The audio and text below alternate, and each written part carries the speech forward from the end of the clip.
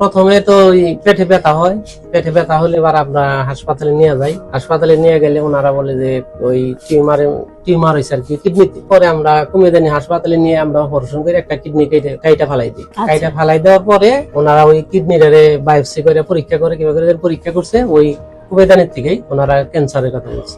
আপনারা ক্যান্সারের ট্রিটমেন্ট দেন, আমাদের এখানে তো ক্যান্সারের ট্রিটমেন্ট হয় না। পরে আমি ওই মোবাইলে অ্যাড দেখি, এই গণস্বাস্থ্যর অ্যাড দেখে পরে আমি যোগাযোগ কইরা তারপরে এখান থেকে আমি গত 5 মাস ধরে ওষুধ খাওয়াইতেছি। এখন রোগী কেমন আছে? এখন রোগী আল্লাহর রহমতে খুবই ভালো। আসসালামু আলাইকুম, আমি doctor Tahmina Akhtar Joya, cancer specialist, Gonoshasthaya homeo. আমি আজকে আপনাদের সামনে এমন একটা কেস উপস্থাপন করব, যেই কেসের ক্ষেত্রে বা যেই রোগের ক্ষেত্রে শুধু বাংলাদেশ নয় সারা বিশ্ব এক কথাই বলে থাকে ক্যান্সার হলে কোনো আনসার নেই।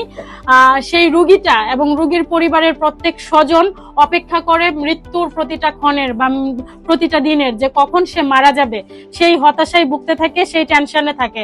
তো সেই জায়গা থেকে 56 বছর বয়সী একজন পেশেন্ট, যিনি ক্যান্সারকে জয় করে এখন সুস্থ স্বাভাবিক জীবনযাপন করছেন, তার কেসটাই আজকে আপনাদের সামনে উপস্থাপন করব। পেশেন্টের নাম হচ্ছে জায়েদা। আমি জায়েদার বিষয়ে জানতে চাইবো, আপনার নামটা? মোহাম্মদ পল্লু মিয়া। পল্লু মিয়া। আপনার গ্রাম? দড়িখুশিলা। দড়িখুশিলা। আপনার উপজেলা? উপজেলা কালিহাতী। কালিহাতী।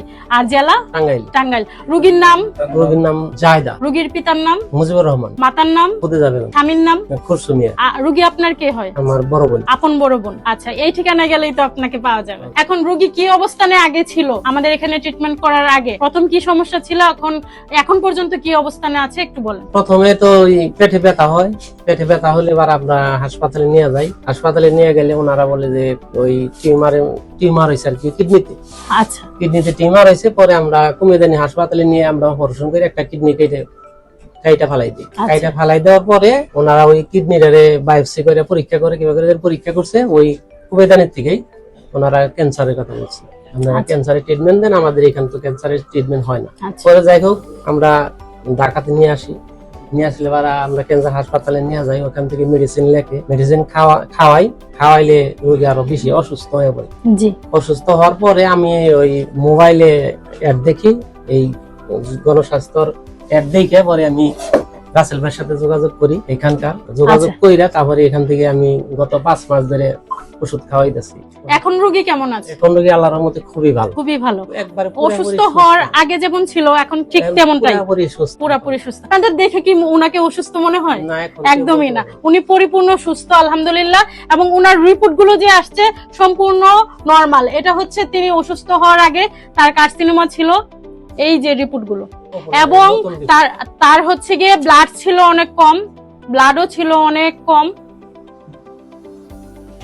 বর্তমানে তার ব্লাডের পরিমাণও অনেক বেড়ে গেছে আলহামদুলিল্লাহ, এবং তার ক্যান্সার মার্কার গুলা একদম নরমাল আসছে, সে সম্পূর্ণরূপে সুস্থ। আচ্ছা, এখন আপনার মুখে শুনতে চাই, মানুষ তো বলতো যখন ওনার ট্রিটমেন্ট নেওয়ার আগে এলোপ্যাথিতে হোক বা এমনিতে হোক যে উনি ক্যান্সারের কোনো ট্রিটমেন্ট নাই। এই যে আপনি আমাদের এখানে এসে সুস্থ হলেন ক্যান্সার গবেষক ডাক্তার এস.এম. সরোয়ার স্যারের তত্ত্বাবধানে, এখন আপনি কি বলতে চান, ক্যান্সার কি সুস্থ হয় কি হয় না? আল্লাহর রহমতে ক্যান্সার সুস্থ হয়, নিয়মিত ওষুধ খাইলে পারা, রুটিন মতো চললে পারা, আমার মনে হয় ইনশাআল্লাহ সুস্থ। আচ্ছা, আপনার মাধ্যমে সবাইকে আহ্বান জানিয়ে দিব, আপনারা যেই কিডনি, থ্যালাসেমিয়া, ক্যান্সার, এইডস, যে কোনো ধরনের ক্রনিক ডিজিজে আক্রান্ত, তারা সবাই সময় লস না করে এবং লক্ষ লক্ষ কোটি কোটি টাকা নষ্ট না করে অতি দ্রুত চলে আসবেন আমাদের এখানে। ধন্যবাদ সবাইকে।